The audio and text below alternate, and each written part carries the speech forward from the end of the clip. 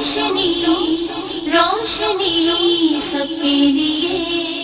जी welcome back viewers, programme आप देख रहे हैं रोशनी उज़मा ज़ैदी के साथ। और आज रोशनी में ख़ास तौर पर हम रोज़े के कॉन्सेप्ट के हवाले से और बिलखुसूस उसमें जो भूख प्यास जो लाज़िम रखी गई है उसकी जो लॉजिक है, उसकी जो मंतक है, उस हवाले से बात करने की कोशिश कर रहे हैं। ब्रेक पर जाने से पहले जो ज़ूबिया की कॉल आई थी, उन्होंने ये पूछा था कि क्या तरावी जो है वो ख़वातीन पर फ़र्ज़ है, और दूसरा सवाल उनका ये था कि अगर लाउड स्पीकर पर जो है वो मौलवी साहब की आवाज़ आ रही है तो क्या ख़वातीन उस लाउड स्पीकर को सुनकर जो है वो घर पर तरावी पढ़ सकती हैं?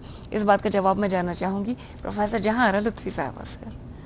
बड़ा अच्छा सवाल है इनका। असल में देखिए, दीन इस्लाम के अंदर जो इबादत मर्द के लिए हैं वही औरत के लिए हैं। ठीक है, उसमें कोई ऐसा फ़र्क नहीं है सिवाय यानी औरत की जो शख्सियत है या उसकी जिस्मानी जो साख्त है उसको मद्देनज़र रखते हुए बाज़ चीज़ों के अंदर सहूलतें दी गई हैं, वो एक अलग बात है। तो चुनाचे ये जो तरावी है, तरावी की नमाज जो सुन्नत मुअक्कदा है, और रसूल अकरम सल्लल्लाहु अलैहि वसल्लम ने जो उम्मत को समझे, मैं तो समझती हूँ कि एक बहुत बड़ा तोहफ़ा है, क्योंकि रमज़ान जो है ये इबादत का महीना है और इसमें रात की जो इबादत है उसकी बड़ी फजीलत है।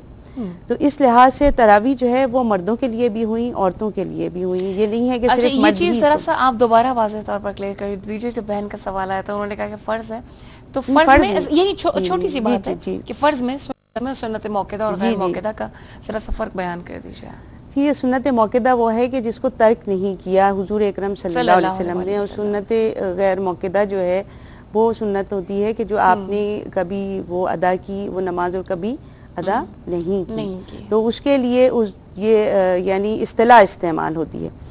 अच्छा, जब ये हम तरावी की बात करते हैं तो देखिए इसकी पूरी तारीख़ है और ये किस तरह नाफिज हुई और किस तरह से इसको पढ़ने का आगाज़ हुआ।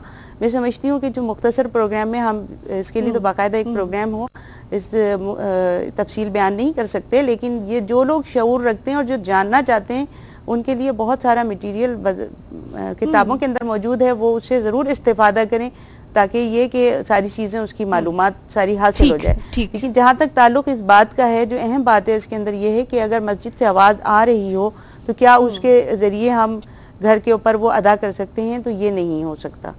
वहाँ अलबत्ता जिन मसाजिद के अंदर या जहाँ जहाँ अब तो बाज़ घरों के अंदर भी लोगों ने इसका एहतमाम करना शुरू कर दिया, यानी बड़ा शऊर आता चला जा रहा है। ख़ास तौर पे से मीडिया का बड़ा अमल दखल है कि मीडिया के ज़रिए पता चल रहा है कि मस्जिद हरमैन शरीफैन में किस तरह नमाज़ें हो रही हैं तरावी की, और अरब ममालिक में कैसे नमाज़ें होती हैं तरावी की। उस लिहाज से जो है मतलब दीन की एक अच्छी बेहतर शक्ल जो है वो सामने आ रही है।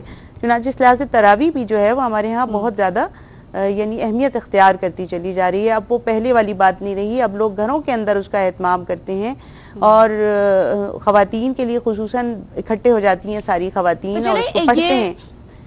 इस नफ्सा नफ्सी के दौर में ये बात तो अच्छी है कि कम से कम इस हवाले से तो मतलब ये कि अवेयरनेस आ रही है। अब देखिए इनको फिक्र हुई कि पढ़नी चाहिए, तो बिल्कुल यकीनन पढ़नी चाहिए। और अगर कोई ऐसा सिलसिला नहीं है कि आप बाजमात नहीं पढ़ सकती, वो भी देखिए ना, जब मसाजिद में या जिन जगहों पर बाकायदा एहतमाम होना चाहिए कि ख़वातीन ऐसा बिल्कुल आम अंदाज में मिक्स गैदरिंग और ये सारी चीज़ें नहीं हो उसके अंदर, उस एहतमाम के साथ हो तो वहाँ जाके पढ़ें। सहूलत है, बच्चे हैं नहीं ले जा सकते, नहीं जा सकते, तो घर के अंदर यही सहूलत अल्लाह ताला ने दी है औरत को कि उस सहूलत को इस्तेमाल करते हुए वो अपनी इबादत जो है वो मुकम्मल तरीके पे कर सकती है। तो घर के अंदर पढ़ें और अपने जिस जगह भी एक मखसूस करने में, तो कहती हूँ कि नमाज के लिए हमेशा एक घर के अंदर एक कोना जो है ख़वातीन को मखसूस कर लेना चाहिए, पाक साफ हो और सुकून हो। जहाँ पे एक कॉलर को शामिल करते हैं, मिसेस मुश्ताक है गुजरात से हमारे साथ। अस्सलाम वालेकुम। वालेकुम अस्सलाम, कैसे हैं आप? मैं बिल्कुल ठीक ठाक हूँ। मिसेस मुश्ताक का क्या सवाल है?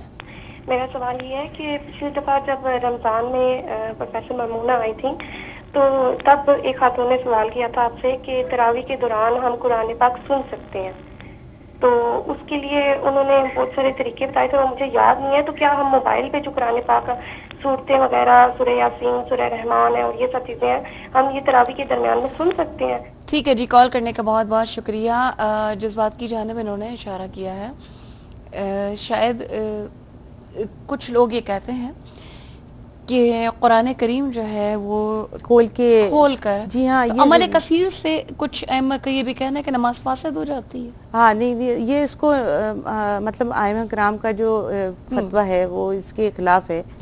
جی ہاں اس کے فیور میں نہیں ہے کہ نماز کے اندر قرآن کریم جو ہے وہ کھول لیا جائے اور اس کے بعد میں پھر جب رکوع میں جاتے ہیں تو وہ ایک طرف رکھ دیتے ہیں یا دبا لیتے ہیں بغل میں. یہ نہیں ہے, یہ کچھ نئے طریقے جو ایجاد ہو گئے ہیں ان میں سے ایک ہے.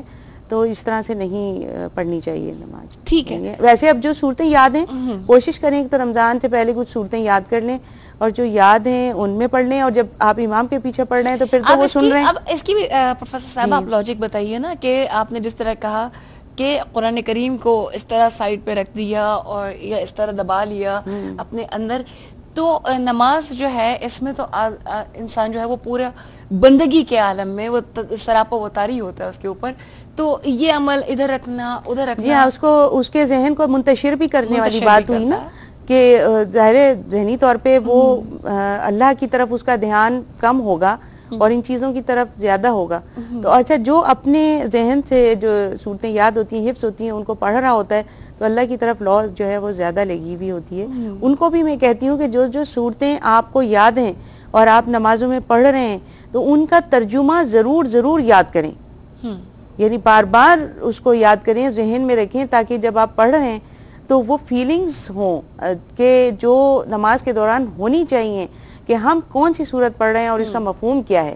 یہ بہت اہم بات ہے, ورنہ تو ایک انسان ایک ٹیپ ریکارڈر کی طرح ہو گیا نا جو اس کو سمجھ میں کچھ بھی نہیں آ رہا اور وہ بس محض زبان سے اس کو ادا کر رہا ہے. تو نماز کی جو روح ہے وہ اصل میں اللہ کے سامنے اللہ کی بارگاہ میں اپنی عبادت کو پیش کرنا اور اسے دعا کرنا. تو جو کچھ بھی ہم پڑھ رہے ہوں وہ ہماری سمجھ میں ضرور آنا چاہیے کہ ہم کیا پیش کر رہے ہیں اس کی بارگاہ میں. ٹھیک ہے, رفت کو حیدرآباد سے شامل کرتے ہیں. السلام علیکم. وعلیکم السلام. کیسی ہے میری بہن رفت؟ ٹھیک ٹھاک. باجزما آپ بتائیں آپ کیسے ہیں؟ بالکل ٹھیک ٹھاک ہوں. بہت رمضان مبارک ہو. آپ کو بھی مبارک ہو. جی وہ میں نے سوال کرنا تھا کہ مطلب جو تراویح بتائی گئی ہے وہ 20 رکعت بتائی گئی ہے, کیا اس سے جی کہیے میری بہن. ہاں میں پوچھ رہی ہوں کہ جو 20 رکعت تراویح بتائی گئی کیا ہم پوری 20 پڑھیں یا اس سے کم بھی پڑھ سکتے ہیں, مطلب کتنی ادا کرنی چاہیے. اور میرا دوسرا سوال یہ ہے کہ جو تہجد کی نماز میں نوافل پڑھنے وہ ہمیں کتنے پڑھنے چاہیے اور کس طریقے سے پڑھنے چاہیے. ٹھیک ہے جی, کال کرنے کا بہت شکریہ, بہت اچھا سوال ہے. تہجد کا پہلے بتا دیں. تہجد کو کم از کم یہ نہیں کہ میرا خیال ہے کہ 4 تو ہوں, 2 مطلب ہوتے ہیں نا کہ 2 رکعت کر کے, تو کم از کم 4 تو پڑھے جائیں تہجد کے لیے. اور دوسرا ان کا سوال تھا کہ 20 اور تراویح کی 8 ہیں کہ 20 کم سے کم بھی اور زیادہ سے زیادہ بھی بتا دیجیے. 8 بھی ہیں اور 20 بھی ہیں. یعنی یہ دیکھیے نا اب اس میں جو اختلاف ہے وہ کوئی ایسا اختلاف نہیں ہے کہ اس کو آپ کوئی کسی چیز کی بنیاد بنا لیں. جو شرط ہے وہ یہ ہے کہ دیکھیے نا جو تراویحیں ہیں ان میں مکمل جب ہوتی ہیں تو ایک قرآن جو ہے وہ ختم ہو جاتا ہے. اصل میں یہ ایک اہم بات. سبحان اللہ. اب اس میں دیکھیے ایک حفاظ کرام کی جو ہے جو اتنی فضیلت بیان کی گئی ہے جو ہم پڑھتے ہیں حدیث میں حفاظ کا ذکر آتا ہے, تو جب تراویح پڑھائی جاتی ہے تو اس سے وہ جو بات یہ بھی ثابت ہوتی ہے نا کہ ہر شخص اس طرح کھول کر پڑھنے لگے تو حفاظ کی جو ضرورت جو ہے اس پر بھی انشاءاللہ تعالیٰ مزید ہم تفصیل سے بات کریں گے. اور اس وقت ہم بریک پر جا رہے ہیں اور بریک سے واپسی پر بہت سارے آپ کے سوالات بھی شامل کیے جائیں گے اور روزے کے کانسیپٹ کے حوالے سے دیگر سوالات میری جانب سے بھی شامل کیے جائیں گے. سو دیکھتے رہیے روشنی, کیونکہ روشنی ہے سب کے لیے.